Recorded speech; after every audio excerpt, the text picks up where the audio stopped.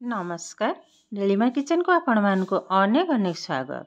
आज मु आपण मानक सहित शेयर करी पखाल भातर ए पिठा रेसिपी। यह देखा जी सुंदर खाइबा बहुत टेस्टी एवं सॉफ्ट मध्य। तेबे भिडियोटी को स्किप न करी फुल देखंतु। आशा करुच्ची भिडियोटी आपण मानक बहुत पसंद आसीबो। तेबे चलंतु ना आ डेरी करिबानी फटाफट आरंभ करिबा आज डिजाइन पिठा रेसिपी। एठी देखंतु मो गोटे गिना भात नहीं जो भातटा मु राति ही रोषे करी अधिका हो जाइए ताकू पानी ढाली रखी नहीं तो ता देहर मु गोटे गिना ही नहीं ये किंतु उषुना चावल भात। एबे यहाँ कौन करबा भल भाव में बाटी नबा। मुझे गोटे मिक्सिंग जार नहीं जो जारटार आमर मसला बटा जाए ता देहरे चिकन भाव में बटाटा हो। एबे आधे मु अधा नेबी एका थरे तो सब बाटी हेनी आउ दीटा लगे बेस एति ही हम। एबे आधे 2 टेबल स्पून पानी देदेवी अधिका देवी जेहेतु ये पखाल भात अल्प पानी देवी। बेस एबे एकदम चिकन भाव में बाटी नबा। एबे भातटा को बाटी नहीं देखंतु केतेटा स्मूथ बने एकदम चिकन भाव में बटाटा आमर रेडी हो गलानी बहुत चिकन है। एबे यहाँ कोई बाउल रे अजाड़ी नबा सबु जाक आ बाकी तक भी ठीक यही भाव में ही बाटी नेबे। आग बाहर करने तापरे बाटिबा।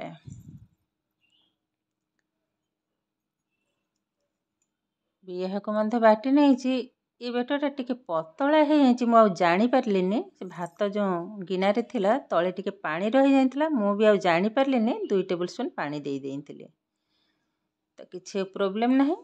एबे भल भाव में गोले नेली। एठी देखंतु मु गोटे गिनारे ओरुआ चावल चूना जोटा कि सुखिला ओरुआ चावल चूना एबे चावल चूना को आधे ही मिसई नबा। एका थरे सबु जाक ढालिबिने अल्प अल्प ढालिबे।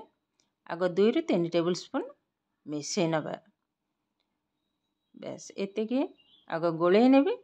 एबे पकई नबा स्वाद अनुसार लुण सबु जाक भल भाव में मिसई नबा। हाथ ही चकट नेबी चामचटा को उठे नौचे हल्का आग ये भाव में टिके गोले नबा। देखो आउ अल्प देवी तो ये भाव में अल्प अल्प चावल चूना दे अटाटा को भल भाव में चकटी नबाक हम। ये चकटाटा बेसी हार्ड हेनी टिके नरम हवा दरकार आउ टिके चूना लगे ढाली नबा भल भाव में चकटी नेबे। ये मो आगरू टिके तेल पकई होता मु तेलटा को पकेवा को भूल जाइए तो किसी भी प्रोब्लेम नहीं। भल भाव में अटाटा को मुझे चकटी नहीं एबे आरी उपरे 2 टेबल स्पून तेल को लगे नबा तो भल भाव में लगे नेबे ऊपर आउ ड्राई हेनी। बस एबे भल भाव टिके चकटी नबा गोटे मिनिट पे। देखो ये आमर रेडी हो गलानी। एबे हाको साइड रे रखी नबा। आरी भीतर गोटे पूर को मैं तैयारी करनेबी। गोटे कप नड़िया कोरा एवं किसी ड्राई फ्रूट्स जो थी अच्छी काजू पेस्ता एवं चिना बादाम ताको पकई नेली। एबे भाजी नबा। ये पूराटा सुखिला हवा दरकार एकदम झरझरिया टाइप रो।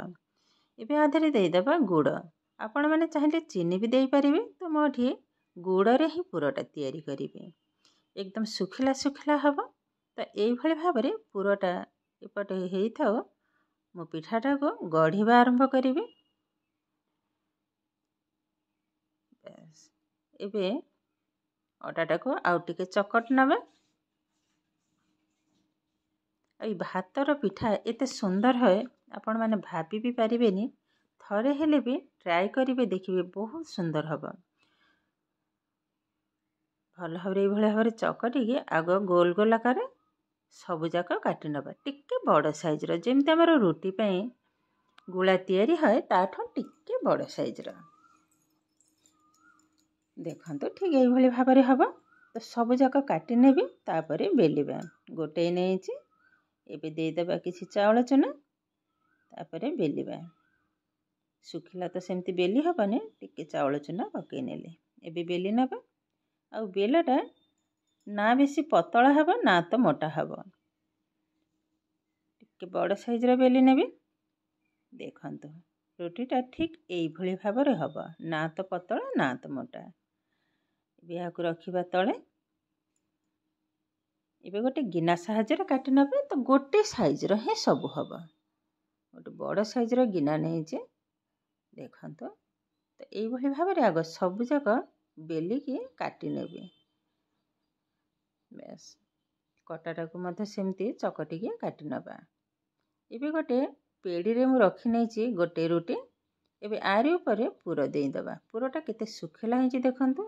ଏମିତି ଶୁଖିଲା ପୁର ହେଲେ ପିଠାଟା ବହୁତ ଦିନ ପର୍ଯ୍ୟନ୍ତ ରଖି ଖାଇପାରିବେ। ବହୁତ ଦିନ ତ ନୁହଁ, ଯେହେତୁ ଭାତ ପିଠା 2-3 ଦିନ 4 ଦିନ ପର୍ଯ୍ୟନ୍ତ ରଖିକି ମଧ୍ୟ ଖାଇପାରିବେ। ଦେଖନ୍ତୁ ମଝିରେ ପୁରଟାକୁ ରଖିନେଲି, ପୁରଟା ଟିକେ ଅଧିକା ଦେଇଛି। ଏବେ ସାଇଡ଼ରେ ପାଣି ଲଗାଇ ନେବା, ତ ପିଠାଟା ଛାଣିଲା ବେଳେ ଆଉ ଫିଟିବନି।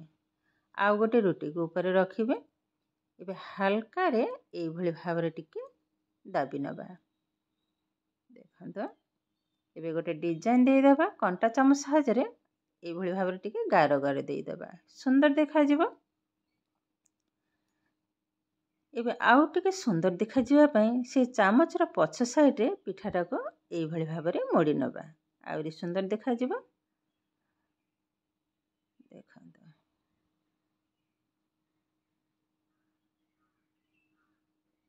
এইଭଳି ଭାବରେ ସବୁଯାକ ପିଠାକୁ ଆଗ ତିଆରି କରିନେବି। ସବୁ ତ ନୁହଁ, ଅଳ୍ପ କିଛି ତିଆରି କରିବି। ଦେଖନ୍ତୁ କେତେ ସୁନ୍ଦର ହେଇଛି। ଏବେ ଛାଣିବା। ଅଲରେଡ଼ି ଗ୍ୟାସରେ ବସାଇ ନେଇଛି ତେଲ। ଏବେ ତେଲଟାକୁ ଟିକେ ଚେକ୍ କରିନେବା। ଏ ତେଲଟା ବେଶୀ ଗରମ ହେବା ଦରକାର ନାହିଁ। ଦେଖନ୍ତୁ ଛୋଟ ଖଣ୍ଡେ ପକାଇଥିଲେ, ତ କିଛି ସମୟ ପରେ ତେଲରୁ ଭାସି ଉଠିଲାଣି ଉପରକୁ। ତ ଇଏ ଆମର ରେଡ଼ି ହେଇଗଲାଣି ତେଲ ପିଠା ପାଇଁ। ଏବେ ପିଠାକୁ ଛାଣି ନେବା। ଗୋଟି ଗୋଟି କରି ଛାଣିବାକୁ ହେବ, ଏକାଥରେ 2-3ଟା ଛାଣି ହେବନି। ଏବେ ଦେଖନ୍ତୁ ଧୀରେ ଧୀରେ ତେଲରୁ ଉପରକୁ ଭାସି ଉଠିଲାଣି ପିଠା। ଏବେ ପିଠା ଚଟୁ ସାହାଯ୍ୟରେ ତେଲଟାକୁ ଉପରକୁ ଏଇଭଳି ଭାବରେ ଟିକେ ଛିଟକେଇ ନେବା। ପିଠାଟା ସୁନ୍ଦର ଭାବରେ ଫୁଲିବ। ଆଉ ଗ୍ୟାସର ଫ୍ଲେମ୍କୁ ଏଇ ସମୟରେ ଲୋ ଟୁ ମିଡ଼ିୟମରେ ହିଁ ରଖିଛି। ଦେଖନ୍ତୁ ପିଠାଟା କେତେ ସୁନ୍ଦର ଭାବରେ ଫୁଲୁଛି। ଏବେ ଗୋଟେ ସାଇଡ଼କୁ ଓଲଟେଇ ନେବା। ବହୁତ ସୁନ୍ଦର ଭାବରେ ଫୁଲିଛି ପିଠା। ତାରି ଭିତରେ ମୁଁ ସବୁଯାକ ପିଠାକୁ ତିଆରି କରି ନେଇଛି। ପୁଣି ତାକୁ ଓଲଟେଇ ନେବା। ଟିକେ ବ୍ରାଉନ୍ କଲର୍ ହେଲା ପର୍ଯ୍ୟନ୍ତ ପିଠାଟାକୁ ଭାଜିବା। ଆଉ ଥରେ ଓଲଟେଇ ନେବା। ତ ଏଇଭଳି ଭାବରେ 4-5 ଥର ମୁଁ ଓଲଟେଇ ନେଲି। ଏବେ ପିଠା ଆମର ପୁରାପୁରି ରେଡ଼ି ହେଇଗଲାଣି। ଦେଖନ୍ତୁ କଲର୍ଟା ବହୁତ ସୁନ୍ଦର ଆସୁଛି। ଏବେ ଏହାକୁ ତେଲରୁ ବାହାର କରି ଆଣିବା। ବାକି ତକ ଠିକ୍ ଏଇଭଳି ଭାବରେ ହିଁ ଛାଣି ନେବି। କେତେଟା ଫୁଲା ଫୁଲା ହେଇଛି ଦେଖନ୍ତୁ ଏ ପିଠା। ତ ଏଇଭଳି ଭାବରେ ସବୁଯାକ ପିଠାକୁ ଛାଣି ଆଣିବି ତେଲରୁ। ସବୁଯାକ ପିଠା ଏକଦମ ଫୁଲା ଫୁଲା ବନେଇଛି, ଆଉ ବହୁତ ସୁନ୍ଦର ଦେଖାଯାଉଛି। ସବୁ ତ ମୁଁ ତେଲରୁ ଛାଣି ଆଣିଲି। ଦେଖନ୍ତୁ କେତେଟା ସୁନ୍ଦର ବନିଛି ପିଠା। ଏବେ ଗୋଟେ ପ୍ଲେଟ୍କୁ ଉଠାଇ ନେବା। ବହୁତ ସୁନ୍ଦର ହେଇଛି। 4-6ଟାରେ ପ୍ଲେଟ୍ ଏକଦମ ଫୁଲ୍। ପ୍ଲେଟ୍ ତ ନୁହଁ, ଗୋଟେ ବଡ଼ ଥାଳିରେ 6ଟା ପିଠା ଏକଦମ ଫୁଲ୍। ଦେଖନ୍ତୁ କେତେ ସୁନ୍ଦର ବନିଛି ପିଠା, ଏକଦମ ସଫ୍ଟ, ବହୁତ ସୁନ୍ଦର ହେଇଛି। ଏବେ ଗୋଟେ ଦାବିକି ଦେଖାଉଛି। ଦେଖନ୍ତୁ ତ ପଛ ସାଇଡ଼୍ଟା ଆଗ ଟିକେ ଦେଖେଇ ସାରେ। ଦେଖନ୍ତୁ ସମାନ ଭାବରେ ହେଇଛି। ଏବେ ଦାବି ଦେଉଛି। ଦେଖନ୍ତୁ ଧୀରେ ଧୀରେ ଉପରକୁ ପୁଣି ଫୁଲି ଉଠୁଛି। କେତେଟା ସଫ୍ଟ ବନିଛି ଏ ପିଠା। ଦେଖନ୍ତୁ ଧୀରେ ଧୀରେ ଉପରକୁ ଫୁଲି ଉଠୁଛି। ମୁଠା କରିଦେଉଛି। ଦେଖନ୍ତୁ କେତେଟା ସଫ୍ଟ ବନେଇଛି। ମୁଠା କଲାରୁ ପୁଣି ଯେମିତି ପିଠା ସେମିତି ହେଇଯାଉଛି। ଏ କିନ୍ତୁ ପ୍ରସ୍ତୁତ ହେଇଗଲା ଉଷୁନା ଚାଉଳ ପଖାଳରେ ତିଆରି ପିଠା ରେସିପି। ଆଜିର ଭିଡ଼ିଓଟି ଆପଣମାନଙ୍କୁ କେମିତି ଲାଗିଲା କମେଣ୍ଟ କରିବାକୁ ଜମା ବି ଭୁଲିବେନି। ଆଉ ଯଦି ଭିଡ଼ିଓଟି ଭଲ ଲାଗେ ଲାଇକ୍ କରିବେ, ସେୟାର କରିବେ, ସବସ୍କ୍ରାଇବ୍ କରିବେ। ଏମିତି ଆହୁରି ନୂଆ ନୂଆ ଭିଡ଼ିଓର ନୋଟିଫିକେସନ୍ ପାଇବା ପାଇଁ ପାଖରେ ଥିବା ବେଲ୍ ଆଇକନ୍କୁ କ୍ଲିକ୍ କରିବେ। ତାହେଲେ ଆଜି ପାଇଁ ରହୁଛି। ପୁଣି ଦେଖାହେବ ଆଉ ଏକ ନୂଆ ଭିଡ଼ିଓରେ। ଭଲରେ ରୁହନ୍ତୁ, ସୁସ୍ଥରେ ରୁହନ୍ତୁ। ନମସ୍କାର।